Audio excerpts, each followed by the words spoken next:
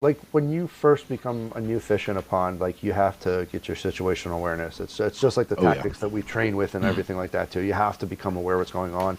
So it's almost like the OODA loop, if you guys know what that is. If not, go Mm-hmm. Google OODA loop, do some research. It's just thought process of thinking. You have to orient yourself in the environment, and you have to figure out where you are compared to everybody else, and then have to figure out how to execute.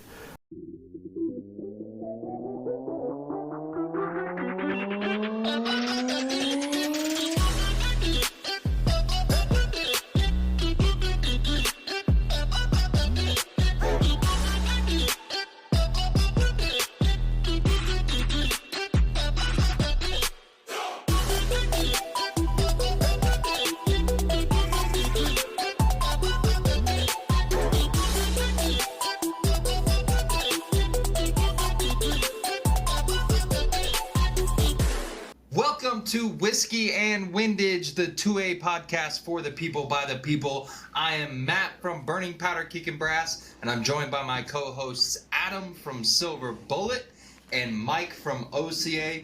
Gentlemen, how are we doing today? Oh man, we're doing fantastic, brother. Man, doing good. Thanks for asking. Doing good. Super good to hear. Happy to be here on this beautiful day.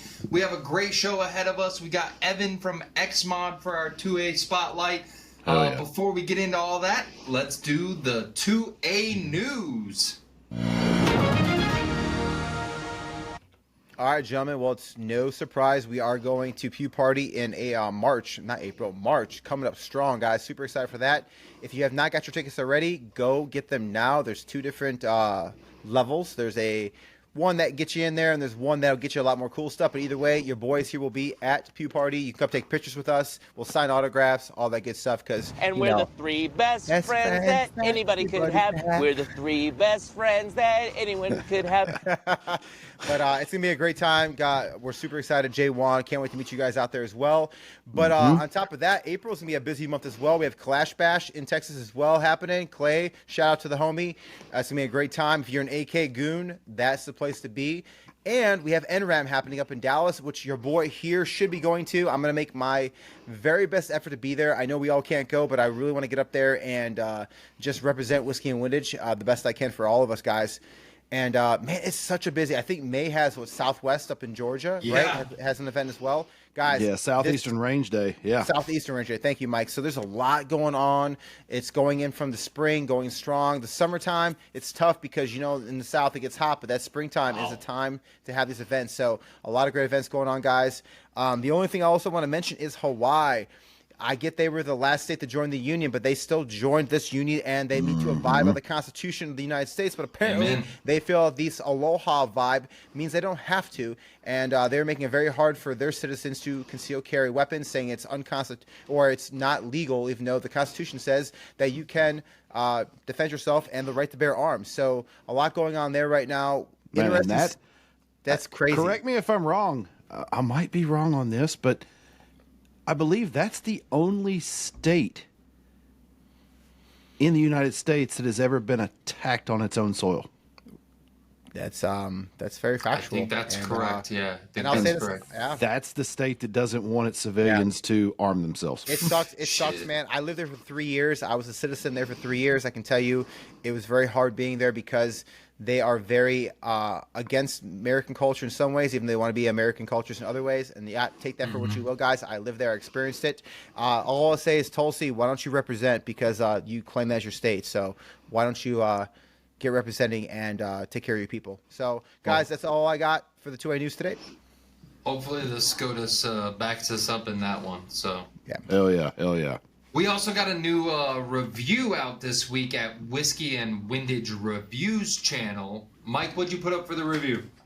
Man, this one was something I've wanted to do for a while, and It was good. It was good. yeah, so I love my tactical lever. So what I did was I channeled my inner Annie Oakley and mixed it with a little bit of Wyatt Earp. You know, I'm your Huckleberry, say when. And we went out there and man, we just had a fun time on the range. We did trick shots. We threw cans. We shot beer cans. We shot knockdown targets. We shot paper. We had a blast. But all in all, it was to showcase that it was a showcase at Model X and all of the accessories on it. Huge shout out to Ranger Point Precision. If you're not following those guys, go check them out. They make a lot of aftermarket accessories for the new tactical style or modern style lever actions. Definitely a cool company to check out. But yeah, go check it out. It's up on the Whiskey and Windage reviews page. And also a huge shout out to everybody that is checking out the reviews page, also checking out the Whiskey and Windage page on YouTube. Appreciate you. Those numbers are growing, and we are definitely appreciative of that. We're not done by any stretch of the means, but for everyone that's hearing this that is a part of that, it's not unnoticed. We definitely appreciate you guys. Thank you. And also keep trolling us, guys. The trolls, we appreciate you. We love trolls. That's my favorite part of the day. We love trolls. I love the trolls. If anybody posts anything and trolls Matt or Adam on the reviews page or on the Whiskey and Windage page, and you get fired back immediately, most likely that's from me. Because I like trolling too, so I'm going to take my shots at them as well. Yeah. There's Troll only daddy. one dude I've really ran into a problem. Jim Shockey, that Dude, there's only one Who the dude that fuck runs is in that? weird and like everything turns like, I want you to be my no. wife. Like, this dude has spent time in prison, Dude, Jim and I want Shockey. nothing to do with him. Guys, go find Jim Shockey. Jim Shockey. Jim trolls us. Shockey in our comments, Shockey's dude. an I odd swear to bird. God. We interrupt our program to bring you this important message. All right, today on the 2A Spotlight, we want to welcome to the show a friend that has been here since day one of Whiskey and Windage. He was part of a small group of people that we told off that we're going to do this, we're doing it, guys, we're coming out, we're doing this. I think that he even knew before my wife. Everybody, we want to welcome Evan from XMOD. We got XMOD in the house. Evan, tell the people who you are. Tell them what it is that you do, what your product is. Tell us a little bit about yourself. So thank you guys. I appreciate it. I got to say, it's been really awesome to have you guys and watch you guys culminate Whiskey and Windage from the beginning. Like when you guys were kicking this around as an idea, I'm like, yeah, absolutely, go for it, do it. Now it's a fucking train wreck. Train wreck, get out of here! Come on, man, you're far off of it. No, this is really awesome. I think this is like from humble beginnings, and it's really interesting because I'm still young in my infancy in my company, and just watching us all kind of grow together and mature together. It's really awesome. No, totally. So thank you for having me. Oh yeah. Always. And like we were talking before, like it's a shame that we live in all different parts of the U.S. So otherwise, I have a feeling this would be like a weekly, like Friday night thing that we would all get together and shoot the shit over. So. Oh, I'd be in so much trouble with my family, but we would try. I know. With the exception of Adam, I think we would all be baseball bat over the head and drug home by our wives. Fair. But fair. see, so here we go. I'm going to deviate already. So before they get into their questions, I do want to ask you, tell us about your experience at SHOT Show. My experience at SHOT Show. I saw you grab an ass with George Washington and Thomas Jefferson at some point in the picture. Ass grabbing. Yes. Well, you got to ham it up, right? I mean, come on. It's the founders, right? You got to put Is it the yourself in the right founders or spot. the fondlers? I mean, Oh, you beat me Founding to it, fondlers. dude. Beat me to it. No, it's awesome. Like I've been to SHOT Show for quite a few years now. Not as much as some, but I have a love-hate at this point with it. Like it's the build-up, all the prep work that goes into it, even when you're not displaying, just all the meeting setup starts 3-4 months in advance, and just trying to get on everybody's roster. So I have a love-hate. Like the 2 weeks before, I was like, oh man, I don't want to leave the wife and kids. This is like a meat grinder thing, because I go to the work. I don't. For you all media guys, it's probably a little bit more fun. But like it's for me, it's nonstop meetings. It starts at like 7 a.m. and it doesn't end till probably 3 o'clock the next morning, because you're going out, you're wine and dining the next day, and then you're literally like running back to the room, showering, catching a few hours, getting dressed, going back at it again. So that's kind of like the videos that I was posting on my IG page. Was like, hey, let's see who's alive today. Day 2, day 3. Is anybody still awake on day 4? Like, and by day 4, you have the zombie people that are just like I'm here. I don't have to be, but I want to be. or vice versa. So it's a love-hate relationship I have with SHOT Show. I mean, it's great for the experience. I go for the people. I go for the networking. I'm kind of so far in it that I've been over viewed with all the starry spotlights on everything, like, oh, the new kit here, the new kit there. It's more the people I'm going for at this point. Like, it's cool to, like, the last day I'll walk around when everybody's all fatigued out and you actually get to walk up and look at the product and see stuff, because about 80% of the show's cleared out by then. So that's when you get your, like, one-on-one touch with what's going on, and I walk around the booth and talk to people, and they're just worn down. The sales pitch is not so hard at that point.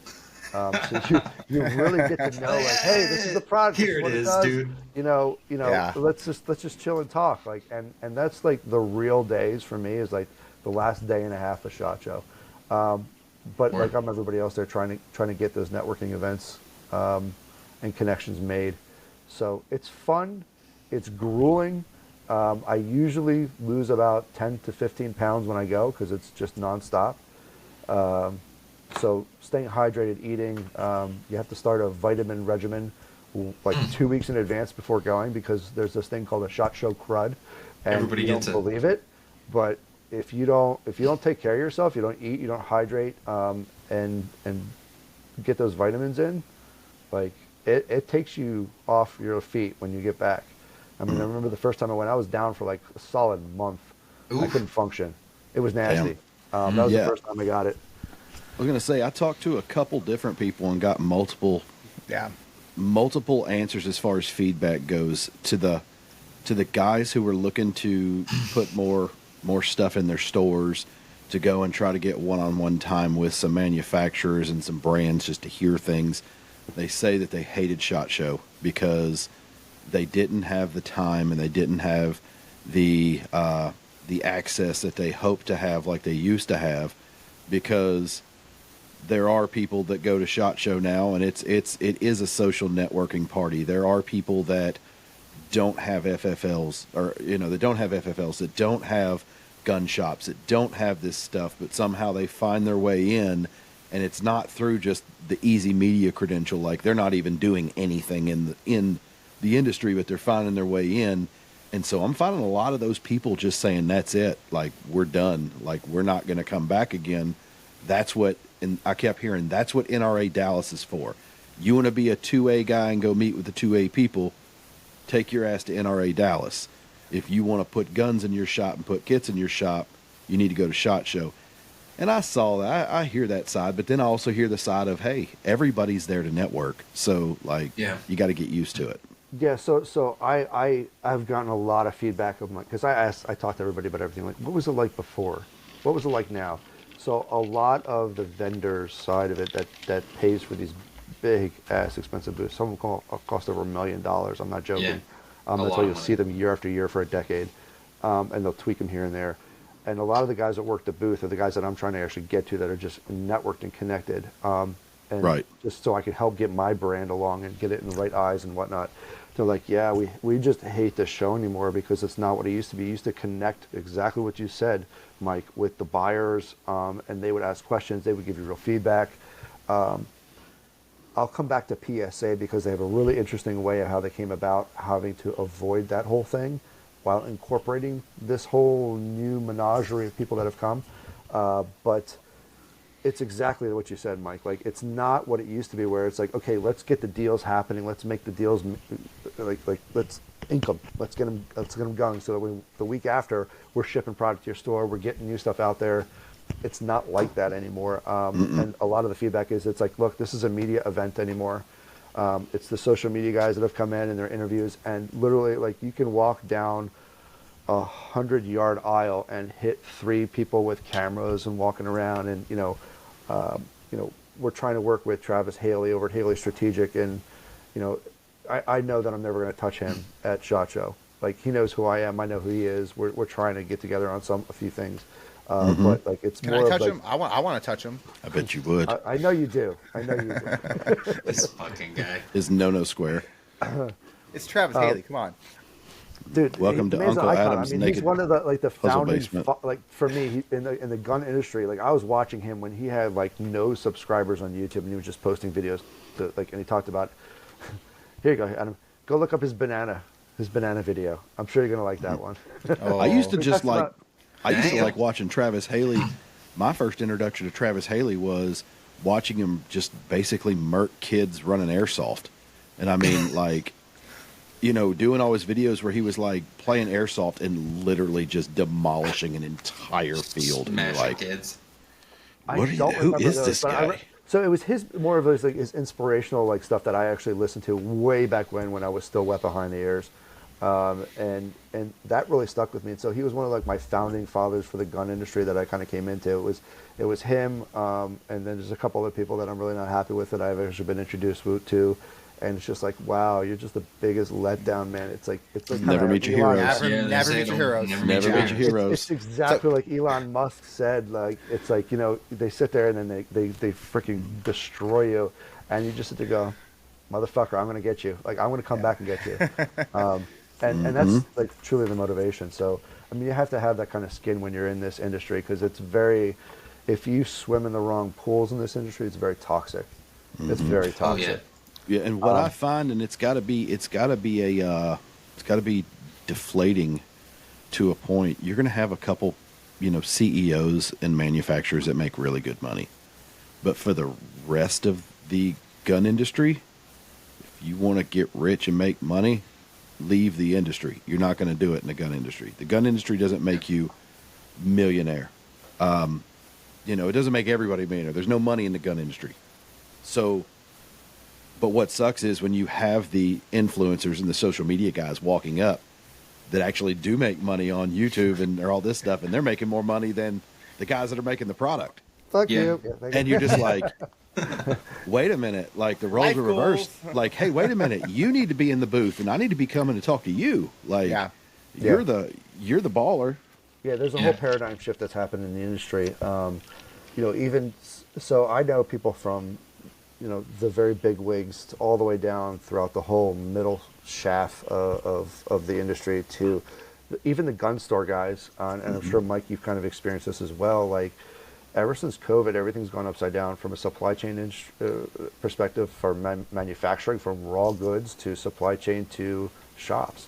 And it's funny because, you know, as awesome as capitalism is, this has this negative effect where if the money's not being pushed through, you know, you're gonna take a bite at some point.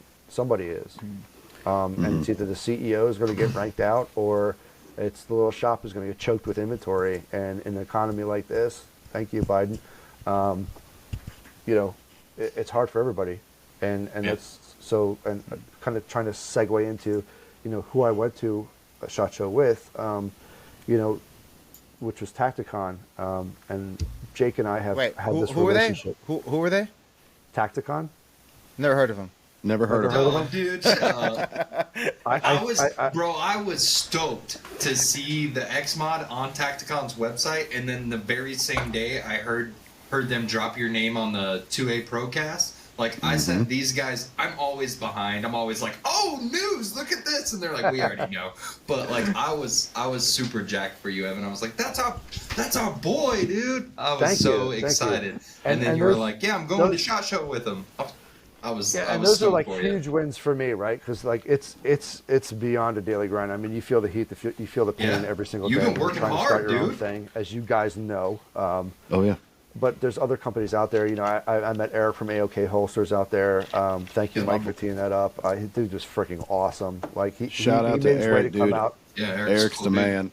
Yeah, I'm going up to his shop in 2 weeks, actually. tell him I said hello.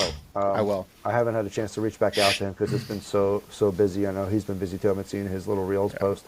But it's funny, like this has probably been the best SHOT Show personally for me and XMG, because I felt for the first time, you know, maybe it's because I was with Tacticon, maybe it's because I wasn't, maybe it's because just all the things fell in line finally.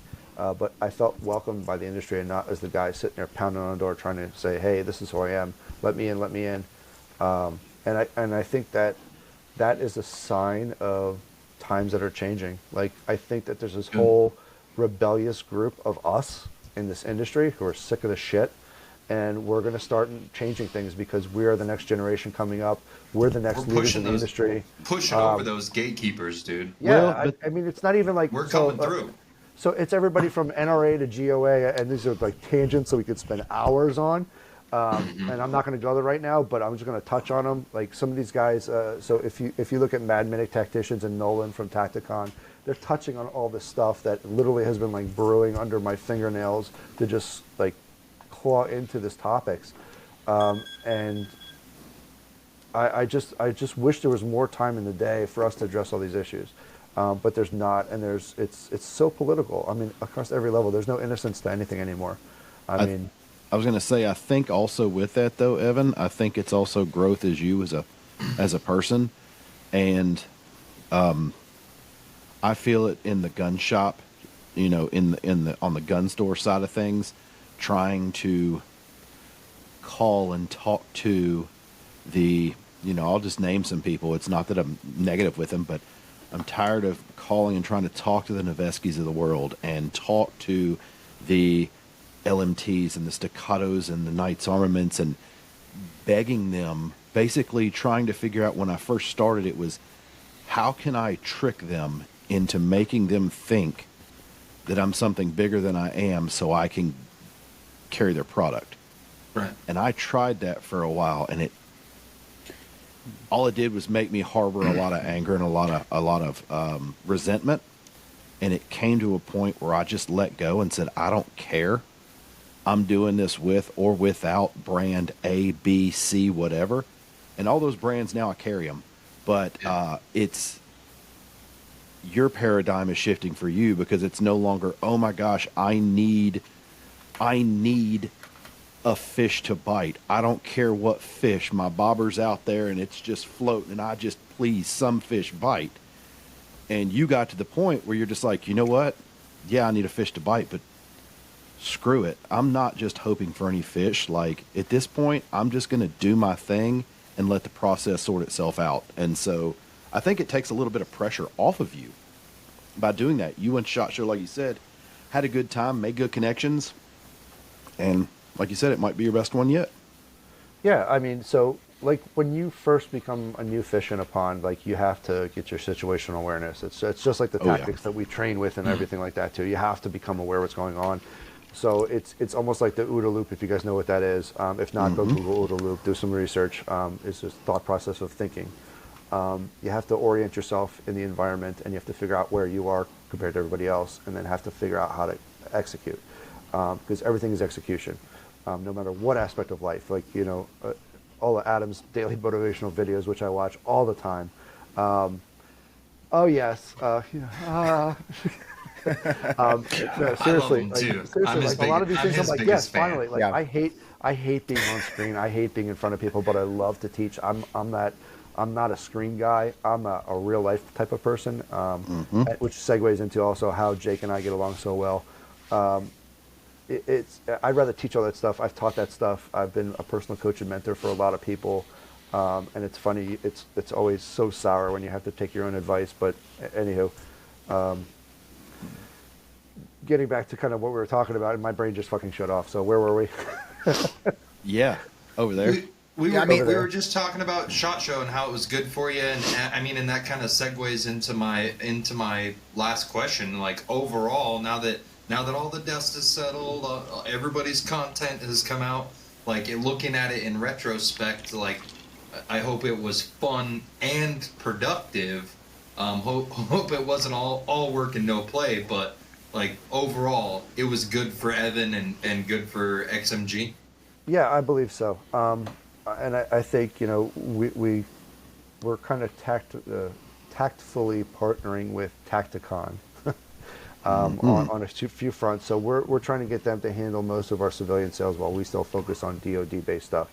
So our product is more of military mission enhancement for the guys that are in a two-way range, men and women who go down range overseas to just fight the horrible shit that this world has to deal with. We're trying to help save and preserve their lives by taking down cognitive load. So what that means is if I'm out of ammo, our product is specifically in a certain location, and it's going to dispense us ammo really quickly to re-engage in my rifle and re-engage into the firefight, because that's where most of our casualties have happened in Iraq and Afghanistan. And how I originally came up with the idea. I'm kind of working backwards. Sorry. No, tell it. It's interesting. I love this story. Yeah, please do. I've heard it, but that's why I wanted you to come on and tell the other people. Well, thank you guys. So here, let me just rewind all that. Yeah, so just take it to the beginning. We came up with the XMOD system because I saw a lot of casualties in combat in Iraq and Afghanistan, and I actually linked up by happenstance. There's a lot of things that happen by happenstance in my life, apparently. With Chief Warrant Officer 3, who's retired out of the Marine Corps, he did extensive research on this subject of why are we having so many casualties in these non-big events. It's ambushes and vehicles, outside the wire. It's because and this is the sad fact, and if you've never served, and I haven't, I've never had that honor, but I learned about this. If you're a non-combat MOS, meaning your job is not to be a trigger puller in the military, you get 500 rounds and 1 day on the range with your rifle to hone your skills, and that's it. You're SOL like that. You have nothing else. The government's not supporting you any other way. So if you're a truck driver or a Marine cook and you're pulled on route security, like, you have 1 day to rely on training for you getting your ass home or protecting the guy or girl left or right of you. That's it. And that just shocked the hell out of me. I mean, that was like, I have to do something. Like, I never had the honor of serving, but like, this is like my way I could serve those who are serving and putting their lives on the line for us. But it's something needed to be done. And I was like, I'm pretty sure I can figure out a product to do with this. So we did probably 2 years of research, going over data and looking at how people move in combat and what happens. And I hooked up with a really good friend of mine, Derek Murphy, who had done 3 tours in Iraq and Afghanistan as an 11 Bravo in the Army. And this guy's been through so much, man. He's one of my closest personal friends right now. And he just told me about all the situations, the scenarios, after I showed him our prototype. So we modified it. We did alpha beta testing with the Marine Corps. They gave us so much feedback saying, hey, these mags need to fit this way and that way. You need to fill an HK steel mag, like all this other stuff. So we incorporated all this information. We tweaked everything, modified what we could to provide an adaptable system that you could basically reload your gun in under half of a second. I mean, that's really where it went to. And then we started throwing it out there into actual active duty MOSs, Special Forces, Ranger Battalion, and they gave us the feedback like, yeah, we're never going to wear the shit on our body because, we're high-speed guys and we only wear 3 mags, but on vehicles. And that was where it kind of spawned into, like, we started asking different MOSs and different, force protection guys, which are the unit of the military that protects our forces on the bases. Those are the guys who go drive through the guard posts. They're pretty hard on you. Like, if you ever go through a military gate, it's always good to put all your windows down, and I'm sure Adam can interject here, to just let them see what's going on. Don't make any questions, don't make any waves, just walk through, because their job is to protect those who are putting their lives on the line. It's a lot of critical information within those gates too. It's not just personnel, it's information. So we took all this information, all these little tasty bits of input from all these people, and we said, okay, this is something bigger than what we thought it was. This is a system that's user definable, and a lot of people have a problem with absorbing that kind of information. Like, well, I train this way, and this is the only way I train. I'm like, okay, cool.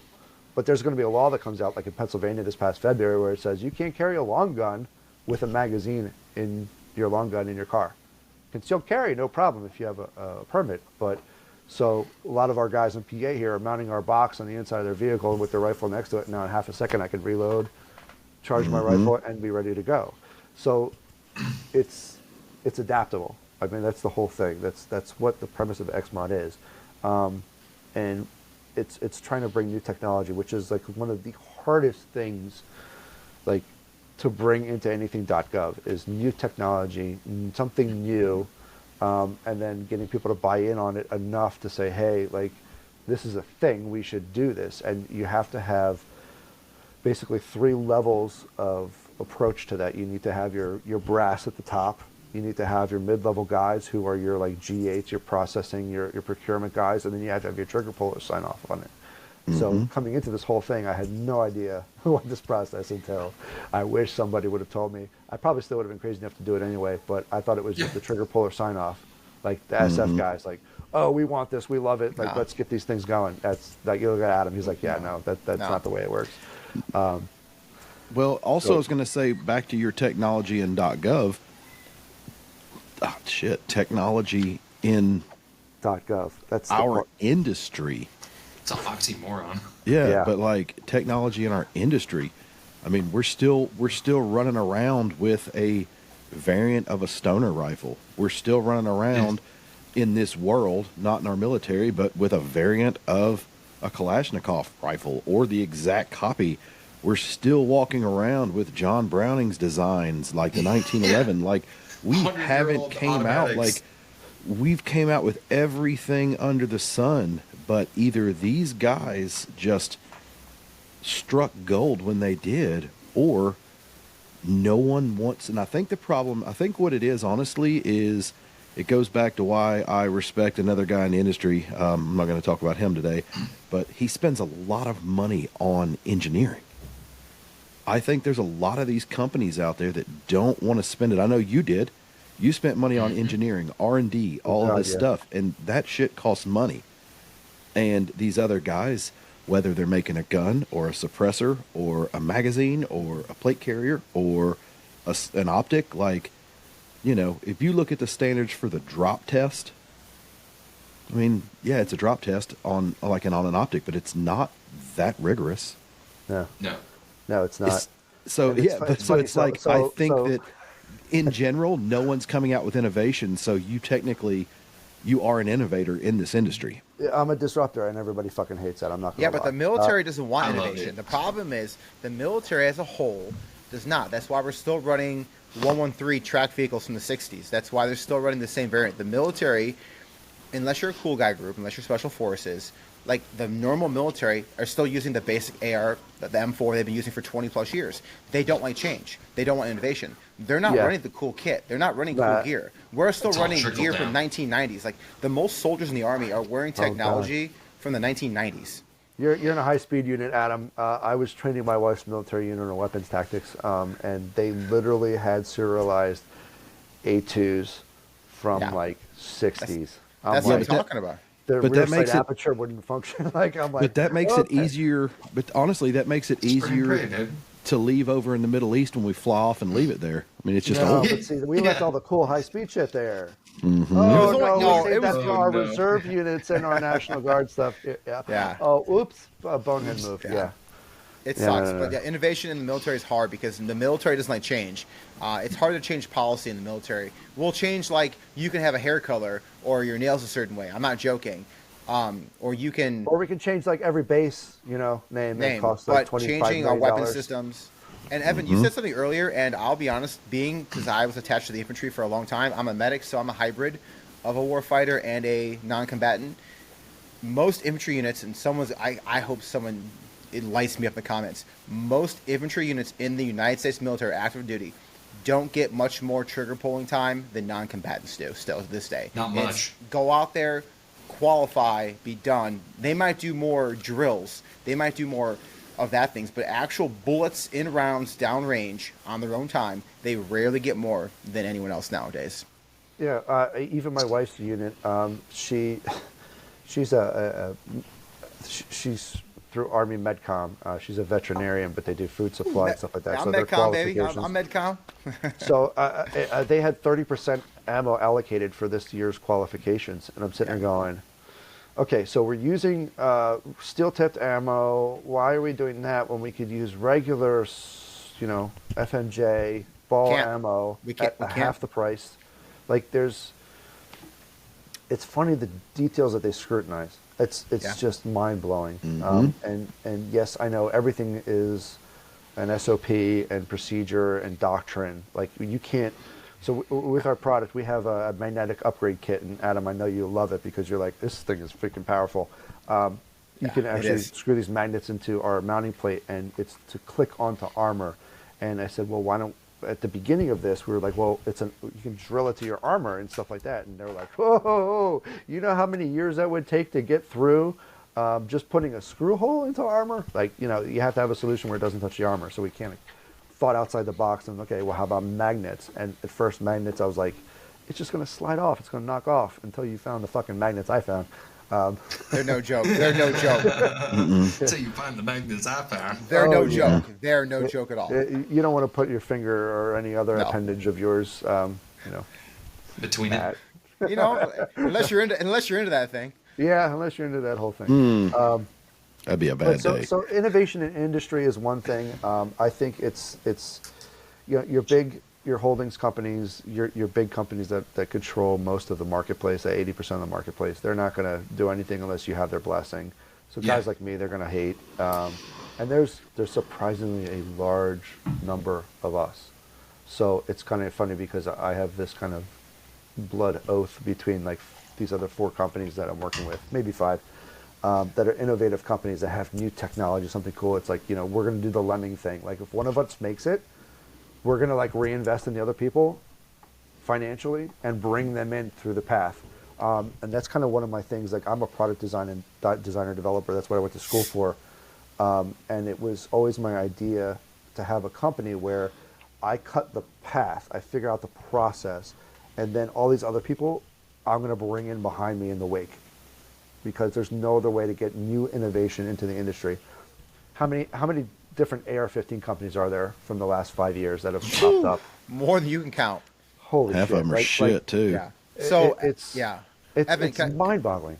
Can I ask you a question then? So, from a manufacturer standpoint, 'cause I know a lot of people want to make a new product. They want to, be the next person to do what you're doing. And can you explain this? Like, because a lot of people are American made.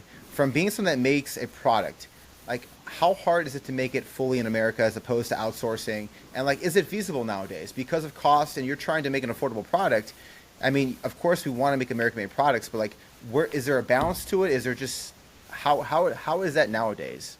That is such a grenade of a question. I honestly, I know.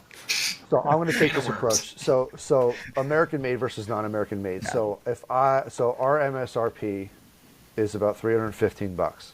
If I were to make it offshore 100%, I'd probably get it down to about $120. Same percentage of profit, not the same profit, but same percentage of profit. So I could potentially, if I did this offshore, sell 10x what I'm selling now as with no marketing, make significantly more money, and have significantly more brand awareness and product out there. But that's kind of the difference. It's literally 3 times more expensive to make it U.S. based. Now, if you're talking about some little tiny thing like a screw or say a mag-pulled bad lever, like okay, you're splitting like cents on the dollar. But if you're talking about something that actually has to have a lot of engineering, you have to have a lot of QA/QC going involved. There's multiple components. You're putting all this stuff together. It has a specific deadline of requirements that have to be met before it leaves that manufacturer and bring it over to a retail marketplace. Yeah, it's a lot. And then you start saying, okay, and here's the part that a lot of, like, guys, if there's anybody out there who wants to start a product, customer SVC at xmodgear.com. I will lay into you the salt that you need to have. Feel free to email us. I check all those emails. It gets bounced to me and like 4 other people. And I'm by no means any measure of success. Like we're not in we're not in black yet. We're still in red. We're still an infant company. So we haven't made it by any means. And it probably will be a while if we do make it to that point before we get there. But if you really have a product or idea, you gotta believe in it. It's just like, you gotta run with the same kind of mindset of people, like all you guys. Like seriously, like you believe in whiskey and vintage, you did it, and it's gonna have days that suck harder than anything else that you could have as a regular day job. It really is. But you got to work through it. It has to be passion. It has to be labor of love. And you have to believe in yourself and what you're designing. and want to produce. And if you have that, you're about 30% of the way there. Yeah. So Evan, about 30% how of much? the way there. So Evan, how much of XMOD is American made? 100%. I'm sorry. Can you say that one more time? I'll make sure I heard that. 100%. Got it. Okay. We even had the ink on the boxes. There's, I think, only 2 manufacturers that produce printing ink in the United States, and I think it's, I don't know if it's 100% on their end made in the U.S., but 51% of what they source needs to be U.S. based to say it's American made, to the spring, everything. Going on in the future, because of the battles we're hitting right now with the economy, we're probably going to have a few components made offshore that are exceedingly expensive. And then we're looking at a consumer-based product where we may be farming out a little bit more offshore than we are U.S.-based, but everything we want to supply to our warfighters will be 100% U.S.-based, made in USA. Respect that so much. Because we don't want to die on the vine before we get those DoD contracts, if we get them at all. Maybe we're just a consumer company. I have no idea. Time is the only tell of all that information. So I was curious on that. So like you talked about like American made and consumer, but contracts. So for those that also want to get it in the government, like how hard is it actually to get a government contract? Because some people I think feel like, oh, you get a government contract, you're reining in the money, and it's great because all these big companies have them. But like, even the big companies, it's a struggle to get a contract, isn't it? Oh God, it is. Dude, everybody saw War Dogs. I was like, dude, I'm running guns and contracts my whole life. I did. I was like, I'm going to get a contract. So there's different parts of the government you can sell to, and it's funny you mention that because my wife, we're getting her engaged in this side of the business where she is a service-disabled female veteran-owned small business, and we're helping other smaller companies source through her, through those set-asides, into the Defense Logistics Agency. That's the DLA. So if you guys are really interested in learning about this stuff too, you want to learn about what it takes to have the DoD procure, almost everything goes through the Defense Logistics Agency, DLA. It's actually based here in Philadelphia where I am. But it's not like where I sell to. I sell through a different, so there are 8 different layers that you could sell to the government through in government contracting. But start with the DLA. What does it take to sell? Because you can sell your services, you can sell a product, you can resell for other people. There's a whole different bunch of stuff. So like War Dogs, yeah, it was a great movie. Everything in the movies is bullshit, right? Just like, you know, the John Wick trigger pull, all that other shit. Like nobody gives a shit about your trigger pull. Worry about the accuracy. Worry about your kit. Can you survive in that area of operation? You know, all the things that you don't see are the most critical. Not how fast is your fucking draw. Like nobody gives a shit. Like, can you pull your own body weight over a fence that's 8 foot high? Like that's the shit that matters. Because, anywho, I digress. You're interested in selling, look, check out the DLA. They're a great resource. Call them up, talk to them, and say, this is what I think I'm going to do. In terms of the War Dogs glory, you know, Hollywood sunglasses, it's those times in the 80s where technology wasn't so far advanced, you could get away with a lot more than you can today. Everything is so over-scrutinized, and you think it's going to happen because you have a certain designation or something, you're still going to wait. They're going to make you wait. The military is famous for what, Adam? Hurry up and wait. Hurry up and wait. Yep. Hurry up and wait. So for getting a new product in, like I was told it's going to take, you know, an average of 6 to 10 years to get in. And I was like, oh, come on, it can't be that bad. Like we're going to, like, we hit every metric, like we cut everything by a third in our timeline. And then we hit the government wall, and it's just like, oh yeah, we've seen you before. And then you're going to have to go through all these requirements that you need to have made. And by the way, you need to have a requirement from the military in order to get into the military. It's like, what does that mean? It's as confusing as it sounds. So there's a whole, it's an animal. I mean, you have to figure out what you want to do and how you want to do it. And selling to the government is great. And yes, you can make a lot of money at it, but like an EOTech costs $800 because the government's so difficult. But it's also, but the EOTech costs the consumer $800 because the government's difficult and they're willing to pay that.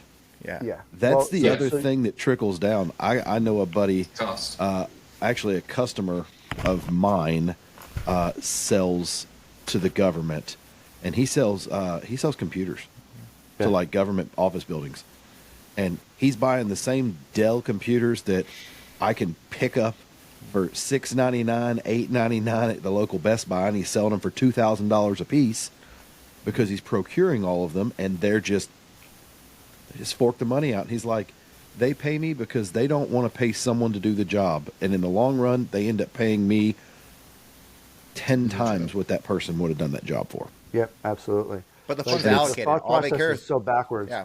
But it's all about process. So once you figure out what the processes are, you can be lucrative. Like there's people who are way smarter than me, and I am not smart by any means. I'm just literally a dumb designer who fell on something. I patented a box with a spring in it. Let's be honest here. It's really nice. It's a nice box with a spring. I like it a lot. It's got strong magnets, which like and a good Adam spring. likes pain. Yeah. I like it a lot. But so if you have that kind of like intellectual horsepower and you can go through that analytical sense, you can make a lot of money selling to the DoD. And sometimes, like anything in our industry or anything in life at this point, it's right place, right time. Like you are in the right place in the right time, and you capitalize on it, then you are the smartest person in the room. There's a lot of people that do a lot of smart things that never see the light of day. Yeah. That's the sad part about it. So Evan, you talked about military contracts, but I know you're also been looking at like law enforcement applications as well, correct? Correct, too. So the law enforcement is kind of like the gray area for me. I would love to get in a lot of law enforcement departments and SWAT and inventory management, that kind of stuff, as boring as that sounds, with management of magazines and ammunition, because that's a huge problem for those guys. A lot of the SWAT guys we talk to, like, hey, it's a Solomon box we keep our extra mags in, and it slides around the Bearcat and whatnot, so that's part of that whole, we're taking down the cognitive load. I know exactly where to go to get stuff. I'm a one-man shop right now. I've got friends that are helping me, family that's helping me, but I don't have the horsepower to go out to every single law enforcement agency, because there's a lot of them. Just locally here in Pennsylvania, we have borough police, we have township police, we have sheriff's office, we have municipalities. I mean, it goes on and on and on.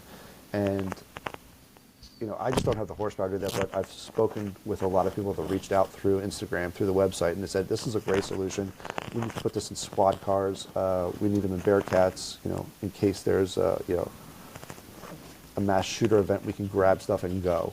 I mean, that's really where our product shines, is it's in the quickness of adaptation. So we can grab and go and move, and that's where your stuff fits in. Whereas like I'm not carrying a huge bag with me and I'm running across with my rifle. Like it's contained, it's focused. So Evan, what is next for XMG and the XMOD? Do you have new product development in the works? You had mentioned like maybe taking a turn towards more of a civilian market. Is there other products that are going to be involved or in that line? Anything that you can shed light on anyway?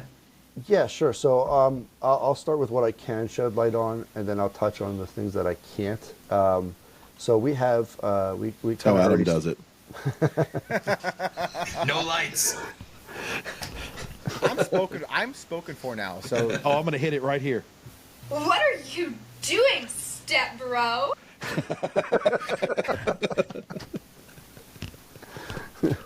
I am spoken for, and I hate all of you. So go ahead, Evan. Spoken for? How? What's his name? JT. Oh no! Boom goes the dynamite. Dude, really? There's nobody else that uses that term but me. Oh my god, I love it. Yes. Oh man. There it went. Oh, that's awesome. I don't know. Where were we talking about? So Adam's boyfriend, JT. Oh. We have step bros and drinking bros. No wonder we can't get anything done around here. No wonder we can't. And that's no why wonder Black we can't Rifle. grow. Yeah, and that's why Black Rifle is never coming on the podcast. Thanks, guys. Yes. So, Evan, any new product developments in the works? Anything that you can shed light on?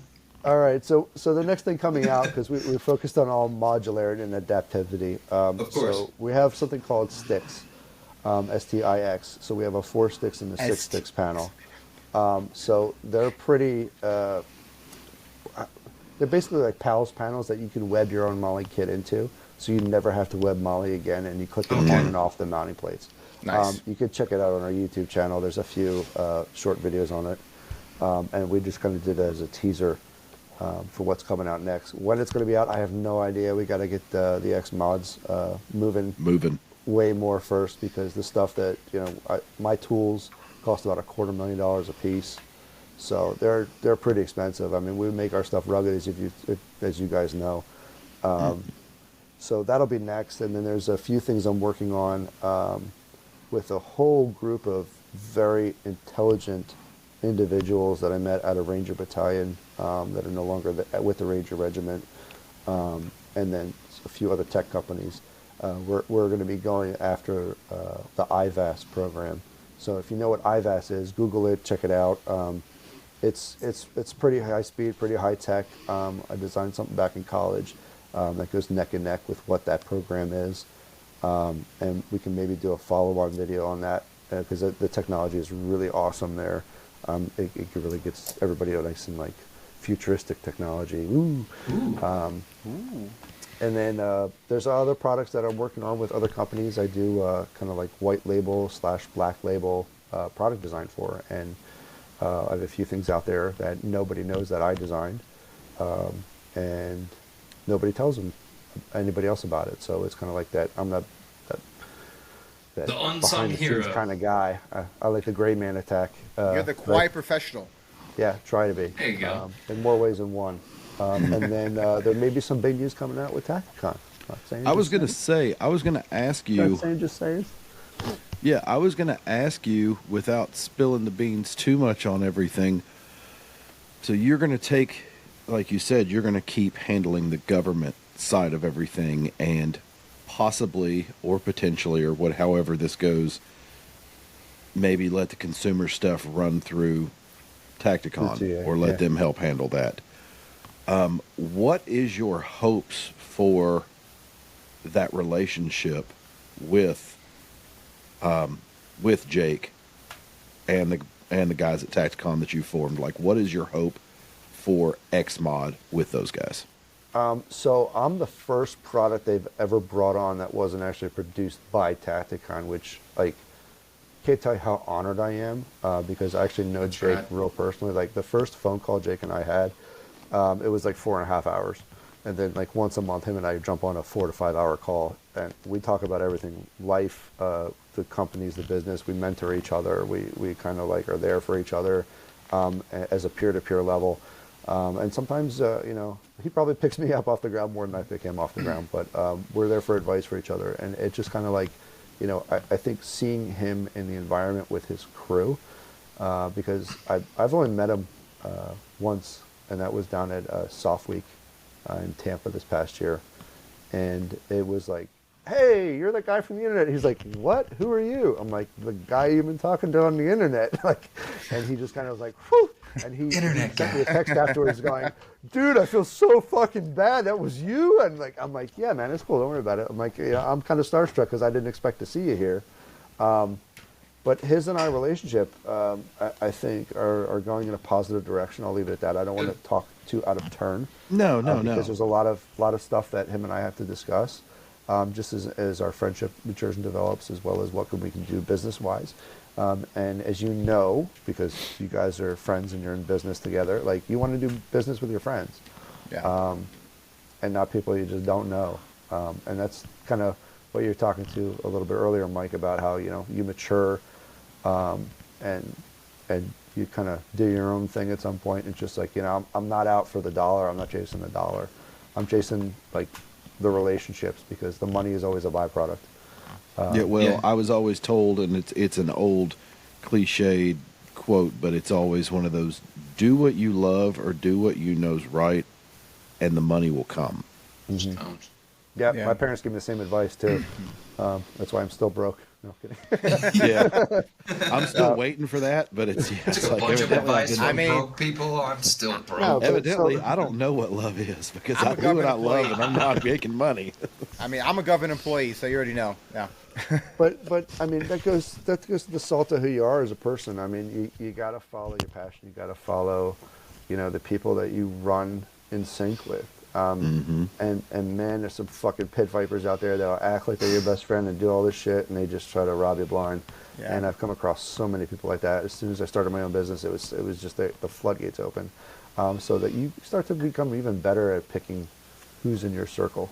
Yeah, for And sure. who you want to do business with. So, Jake's a solid guy. Even if the business end goes nowhere, dude, I'm fucking happy to call Jake, a really good friend of mine. Like I was on a call with him the other day, and I'm like, dude, I'm just so happy to have met you. I know it sounds stupid and sappy, and I promise no homo, but it's okay. It happens.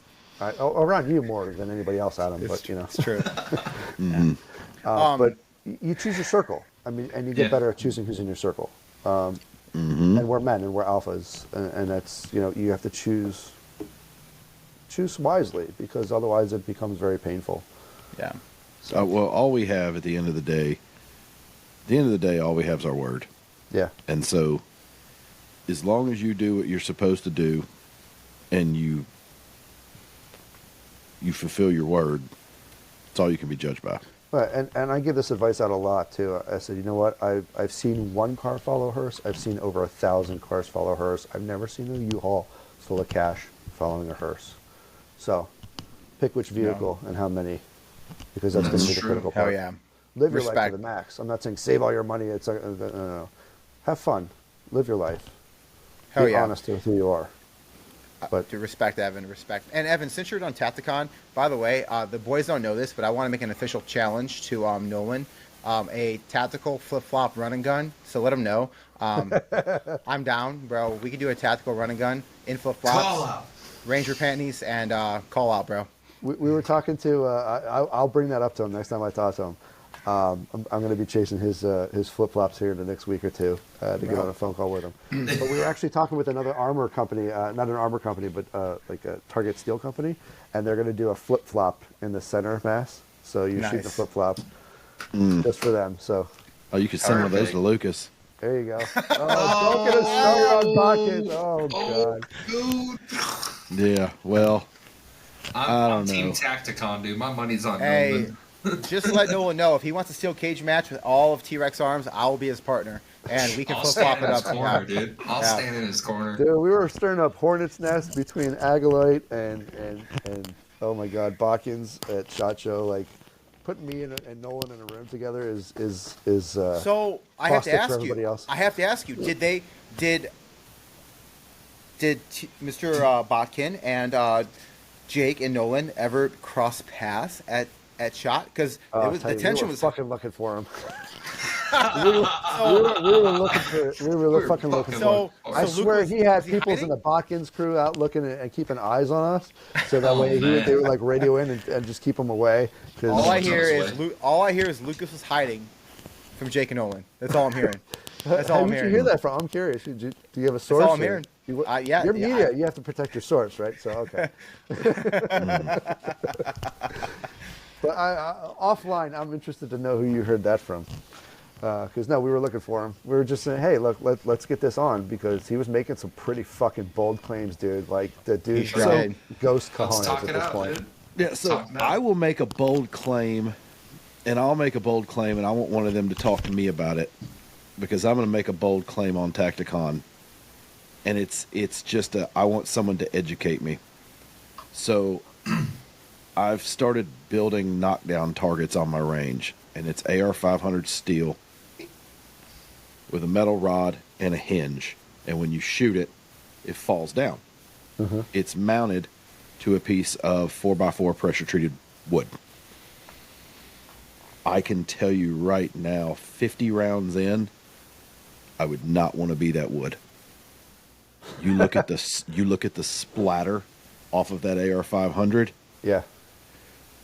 If that was your chin, you're unalive. So that's where the It's not frag mitigation it's coating not really comes coated in. or yeah, it's not coated. So what I would love to do is I would love for them to talk to me about that, but I would love someone to tell me how to coat my steel or send me a plate that I can shoot with all that wood around there and see how it works. Dude, go get Rhino line, like bed liner in a can and put it on there. Stuff, I mean, I'm not downing it. I'm just saying, like, man, I looked at that stuff and was like, dude, if you put your hand on that piece of wood, not paying attention and drug your hand, like, dude, you'd rip your hand to shreds. Yeah, it's a cheese grater. So the frag mitigation coating has a big thing to do that. I actually did a lot of testing, Matt, with the rattle can version. They do not hold up like they do in the two. That's the AK guy. That's the AK guy solution. I'm not saying that's the AK guy solution. I'm not saying that. It'll be fine. Come on. I'm not saying that's a solution, but it could help shed some light on how it's possible to create a liner that would do that. Yeah, I'm just interested in hearing about it because I'm like, damn. They made a pretty in-depth video on it that was pretty good. Yeah, their liner's no joke. Like, I've done some personal testing on their stuff because before I started taking them, because I take them out to a couple local shops here, and with relationships that I have, and I kind of wanted to vet some of their shit just to make sure. And I put it through the paces, man. It did pretty good. I don't, like I said, I'm not a screen guy, so I don't videotape all the stuff I do. Right. Oh, we do. We do. I don't. For work, if I have to document it for work, that's one thing. But if I'm just going to like, hey, I'm going to promote these guys in our area because there's a really big need, and this is right before I met Mike, and I said, yeah, this shit's like legit. Like they don't fuck around. Like, yes, anything will fatigue if you hit it with 1,000 rounds. Yeah. I'm no expert on armor. Oh, yeah, no way. No. But I was just thinking, like, dang, 50 rounds in, and I'm like, now I understand if that was a ceramic plate, it would have already just crumbled. Yeah, that's cool. But I was just thinking, like, dang, well, that would suck. Yeah. So here's where I geek out on the material side of things as the designer, and everything has a push and pull. So even when we're looking at a plastic for ours, or you're looking at ceramic versus steel, like, what are you using it for? What are the requirements? What are the nice to haves versus the need to haves versus the critical to haves? And everybody forgets that part is the critical to haves. Like, what's going to get you to success by these defined parameters? Because there's not one material that's going to be the solution for everything. In the pearly white gates, like, it's never going to happen. Like, I had to make so many sacrifices with just picking certain plastics for what we were doing versus like what outcomes we wanted. And I was lucky enough, I found one out of like 40 different plastics we tried in the industry. So the same thing is with like armor plating, because I did my research too. I mean, I wear the composite ceramic plates when I go train military units, like, because they're using steel tip core ammo. So I want something at least to stop one round. I know, like, more than that is TA's got a pretty good track history with what they can stop in succession. And if there is a company who's like us but further ahead and that out forward and outspoken with their materials and testing, I would say it's Tacticon. I haven't met any other company yet in this industry that goes toe to toe with us on R&D and testing. I've been feeling them. So, going back to TA, I mean, they're a solid group of guys, and meeting their whole unit that was there at the show, and I know that's probably only a third of what they have back at the shop. I mean, they are awesome guys. They will do everything they can to take care of you, and they're a small business, man, so they struggle. Like, I kind of had this conversation with Mike too. Like, there's personnel issues, there's shit that happens every day, so, don't think that they're trying to be shitty. Like, it's business, and they're trying to get to you, and I'm trying to help them as well as they're trying to help me. So, yeah, I'm hoping things go well with TA and us, and we can kind of solidify our relationship a little bit more publicly, and can be a little bit more forward and outward, like, Adam and his boyfriend. Yeah, I love that. I am spoken for, so that's all I'm saying. Yeah, so you keep saying that, so I'm just going to keep drilling that in the back door, right? Adam? It'll show up. Ooh, a little sneaky one in there, Evan. That's how it happens, man. I love it. Evan, we really appreciate you coming on, man. We're probably about wrapping it up now, but Evan, we want you to plug yourself, and also, like, let's go into like if you had to explain what this was in a sentence, what is XMOD? One sentence. It's a Patriot Pez dispenser that dispenses freedom killers, right? Yes. Freedom killers. Freedom Skittles for those bad fucking killers. Freedom Seed Dispenser. Yes. I love that. It's a quick attach detach. It's it's a storage and containment device that protects your ammo and your mags, because your mags are the first thing that fails in any AR platform. So we protect those at all costs. And you can throw it off a building, throw it across a room, drop it from a helicopter like we did with the Ranger Battalion, and it'll still function and work. So xmodgear.com. I'll tell you what, Whiskey 40, all caps 40, for the podcast. Anybody who's made it this far, 40% off on our site. We're going to let that run for a while, and then I'm going to kick you guys back a percentage so to help you fund Whiskey and Windage. Hell yeah, Take it all the way down to my cost. Hell yeah, Matt. You need to get on there and buy us a couple. Oh yeah, Daddy wants a Mountain Dew. I got all the money around here. Okay. No, but seriously, thank you guys. Hook us up on with some of the links on our IG page, at our YouTube. YouTube, we pretty much have up there for informational videos. We send them to mostly the DoD guys so they can see our stuff. But it has a good breadth of content on there of what we are and what we do in our product specifically. So. Oh yeah. Well, so yeah, everyone, we're gonna link Evan's and XMOD site down in the description below, and we'll make sure to include that promo code he just dropped for everybody. Hell yeah, so yeah. thank Whiskey you. Whiskey 40. 40. Whiskey 40. I love it. I love it, Evan. As always, dude, I appreciate it, man. Guys, Yeah. I got to say thank you for having me on, and thank you for growing with me, and hopefully we can make Adam grow a little bit more after this podcast with his significant other. We want to thank Evan from XMG, XMOD. Special shout outs to Jake, Nolan, Tacticon. We'd love to have you on and talk about your story, you Open guys' invite. journey. Also, Mad Minute, been talking to this guy. He's a super cool guy. If you don't know what's going on with him, definitely check him out. But those are three guys that are definitely on the radar. They'll be kind of bigger fish to land, but they're definitely on the radar. Also, just like we said at the beginning of the show, come check us out next month, Pew Party, March 22nd. And other than that, guys, if you don't have anything else to add to the show, I do. I do, guys. Guys, I do. Guys, XMOD gear, Whiskey 40. Get 40% off. Whiskey 40. Hell yeah, Whiskey 40, 40% off. hell yeah. Well, other than that, please go check us out on YouTube, Whiskey and Windage for the podcast, Whiskey and Windage reviews for our reviews. Also, please check out all of our shorts. We're grinding our balls off on this stuff, and it's fun, and we're actually enjoying what we're doing. Hell yeah. Yeah.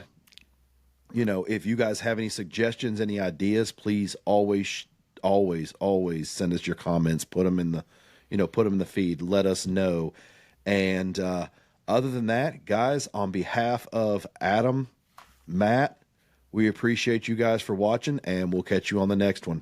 See you next week, guys. Later, guys.